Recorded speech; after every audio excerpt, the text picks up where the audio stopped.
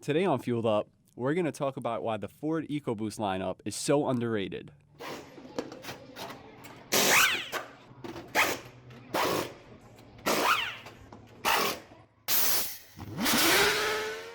Hello, I'm your host, Matthew Valentino, and this is Fueled Up, the podcast from car enthusiast for car enthusiast.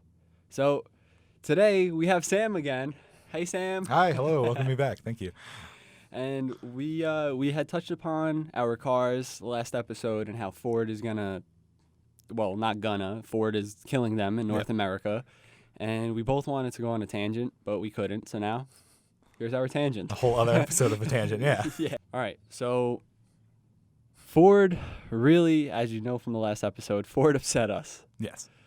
And they mainly upset me because I feel like our cars, just the Fiesta and Focus particularly, have so much potential. Yeah, they're really good platforms, yeah. And not nobody, but if somebody hasn't driven one or like someone is just against Ford because, there's a lot of Ford like stereotypes haters out there, yeah. They just don't know and they need to like feel the car out for themselves. Definitely, yeah. Well, that's the case with like a lot of cars. We might hate on them, but like Mustangs. They slide and crash into crowds of people. But do they? Or is it just the people driving them, like in those instances, So like, do they really? Exactly, yeah, that's what I'm saying. Like, but like, there's like, the Subaru guys that like, are they just vaping or, but like they have like a good platform car as well. You see what I'm saying? Like, it's not just, in the Ford world, but like, it's all over the car community that like each like brand has like their own like niche, customers. So I guess in other words, everybody's just got an opinion. And, exactly. And we got another episode to talk about everyone's opinions. Oh, of course. Yeah. Everyone's going to be hating on us now because we're throwing shots at non-Ford ST people. Yeah. I mean, no shots at all though. Like I respect the Subarus and stuff. Like every car is going to have their engine issues or like their flaws. Head gaskets. But those things, yeah. I mean, the RS too. But hey. That's what I'm saying. That's the wrong one. All right. But like they have the potential to make power too. So like I respect it. It's just particularly here where we live in New York. Maybe like one out of every 30 or 50 cars, you see like a WRX on the road. Yeah. And it's not even that it's like a modified car. It must just be like automatic. Yeah, that is another automatic. Selling point. Yeah. It could be a huge selling point for it because that it's automatic. And because if you're a kid and you're getting your first car and you want it to be like a performance sports car, but you don't want it to cost like $50,000. Yeah.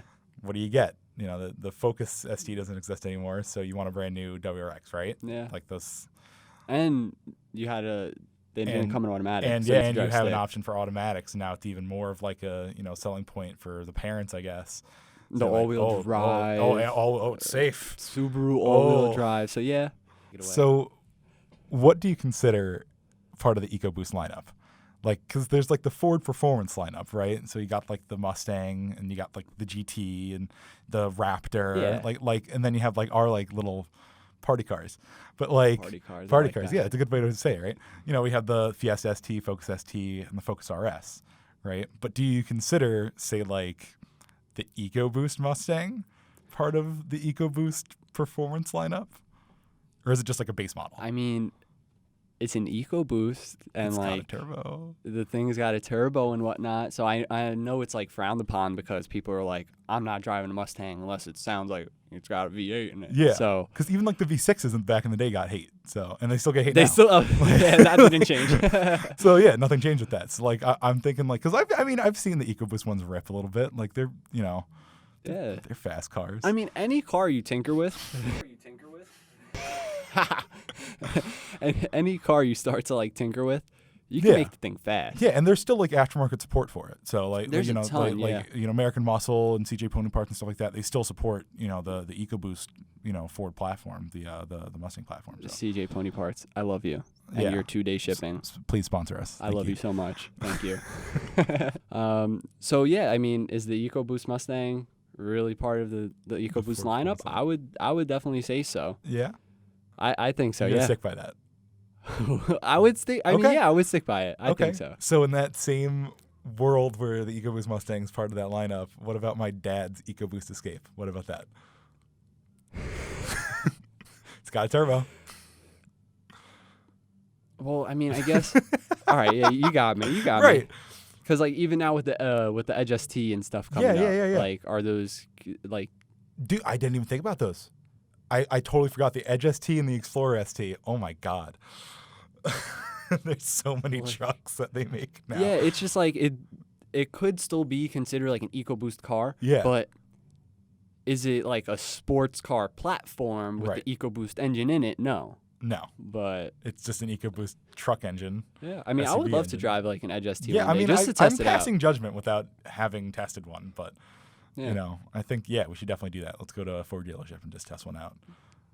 All right, so bouncing back off of like the whole EcoBoost lineup and going more towards just our cars, the Focus and the Fiesta. Yep. I personally think that they're so underrated because of the fact that like they come from Ford, and I feel like Ford knows, you know, a bunch of young kids are going to drive them. Yeah. I mean, same thing that's with who they were most marketed cars. to, yeah. But they're just like stupid slow. Compared to like when you start waking the thing up, I feel like the smallest parts, like just minimal bolt-ons, like do so much for the car. Oh, my tune did an amazing job with my car. It's insane. Me I'm still on the Cobb tune. Well, I mean, all right, so I have like a custom. It's an e-tune. All right, it's not like done on like a dyno or anything. Like my tune got emailed to me. All right, and fast shipping. All right, but yeah, no, like you load it onto the access port. And, you know, it's like, again, like, you know, good aftermarket support on our cars. Yeah. But within, you know, an afternoon, it's like you got, you know, maybe 50 more horsepower than what it came with, and like better torque curves and stuff. Like, you know, like it actually like makes it more powerful just off what the car can do by itself. Yeah. But like minus any, you know, actual modifications to the car. Just from, you know, Ford, you know, down tuning them a bit. Exactly. So, I mean, it's definitely wild, like what you can get out of these platforms. You know, like, I mean, I know my car is like insanely fun to drive now, and like every part that I put on it now, you know, because it is, you know, like a really like modular car. Like there's so many parts out there for it. So much. It'll never end. Exactly. Yeah. I mean, it goes further than just like, you know, like an intake and exhaust and stuff like that. Like, I mean, now I'm doing like more like handling modifications, like, you know, like sway bars and you know, torsion beams and stuff like that, and I'm getting like a roll cage put in. Like that's all gonna like stiffen the car up and like make it even better at handling. So an already good handling car is gonna handle even better, and it's gonna be a little bit faster. You know, so like it's a recipe for a great car and just a lot of fun. You know. Heck yeah, and I mean, not even that, like, even if we were to, you know, like start digging into the engine and whatnot, that obviously with any car, it starts to overcomplicate it. But like not even with that, with keeping the car just basic and reliable, you can throw like good suspension at it. Mm-hmm. BC coils. I'm coming for you. BC coils. I'm coming for you, BC. And like just in general, like you were saying, like sway bars and just stuff to stiffen them up.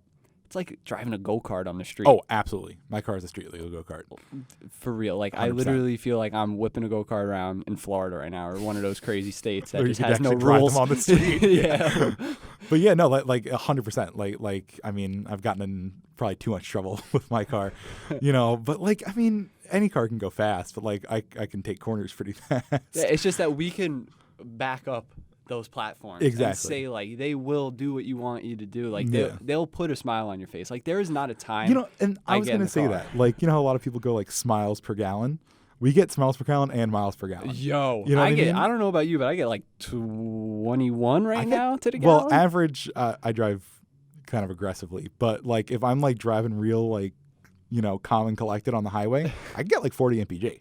Oh, I believe which is wild. You know, it's again, that's all through the tune, but like, you know, still, it's like 40 mpg. You can go a long way with that. You know, road trips and stuff like that, and actually like enjoy the car instead of being like, oh man, that's gonna be so much money in gas and.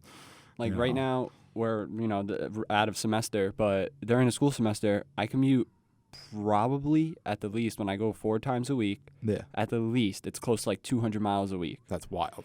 That's the whole tank of gas. Yeah, literally. I end up filling up every week, but like my friend that lives maybe 15 minutes away from my school drives like an old Grand Cherokee, and he gets like a whole 6 miles to the gallon. Oh, yeah. What would you say is like your favorite moment, memory, whatever you want to call it, that you've had in your Fiesta? Wow. Okay. Favorite moment, probably ripping around the city, like ripping around Manhattan at like midnight, 1 a.m. It's always so much fun. I mean, there's still people in the city, obviously, but it's mainly like garbage trucks and stuff like that that. never But sleeps.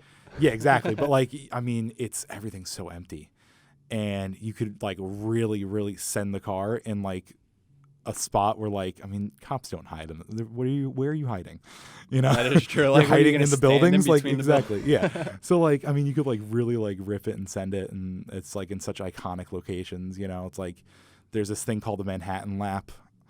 They would like you start at like the FDR Drive, like on the west side. No, on the east side of Manhattan, right? And then you go up and around to the West Side Highway, and then you end up back where you came from because the whole thing just loops around Manhattan. Oh wow, we got to do that. Yeah, it's wicked illegal, but like, wait, really? Well, because you're driving like 100 miles an hour on the FDR Drive. Oh, I mean, just a little spirited drive. Just a little spirited drive. But yeah, like, I mean, like if you can catch it at like the right time where there's like no construction and there's like no traffic and all the lights are in sync, it's such a fun drive. And like, especially in our cars where like they're tinier, they're better suited for like city driving. Yeah. Like it's so much fun. I feel you on that. We got to do that one night. We'll have definitely. to round up the crew 100%. and go do a little. Oh yeah, little rip around the city, get some pizza. Yeah, some pizza. Always down for pizza. So, me and my focus. Right. My favorite memory or moment or whatever we called it. Okay. Oh man, this is really hard. Yeah. Like, I'm not gonna lie. I've had the car for 3 years now. I drive it every day on an eco mode. Yeah. With like 8 pounds of And it boost. kind of just like fades into each other, right? And I still have fun. Like, Yeah. it goes nowhere, but like, hey, it's all about momentum and stuff. Yeah. So if it's You're in traffic. if it's free flowy, the thing though, you don't got to go 100 miles an hour through traffic. I'm going the speed limit. I'm just going through traffic. So if I had to pick a specific moment though, I'm gonna say it was the first time when I put my intake on. Okay. I was still super young. Picked up a bunch of my friends, or they were at my house, whatever, and we went around and just hearing the turbo and just like for the first time, like I know it's not that crazy of Whenever a thing. you put a new car part on, it's that same Yeah, feeling. it was just new exhaust, you get that same so feeling. crazy. We couldn't get over it. We drove for 20 minutes, and I was like, and we were just like, yes, this is so great. Yes. Like, so yeah, I mean, stupid moments like that, but. I just put the new intake on my car and it sounds nuts. That thing sounds crazy. It's sitting insane. like in your friggin' like where the cabin filter. yeah, pretty much. So Yeah. you hear it through. It's No, right. it sounds it's nuts. like right over your shoulder. Like there's not a moment where you don't hear your intake No. when you're driving. And I like it because like I mean it like I already had an intake on the car and it was a pretty good intake, and it definitely like helped the car get a little bit more air. I don't know if this new one helps or hurts it or is the same. It just sounds way better. Like that's all I cared about. They're great cars. I love them. 100%.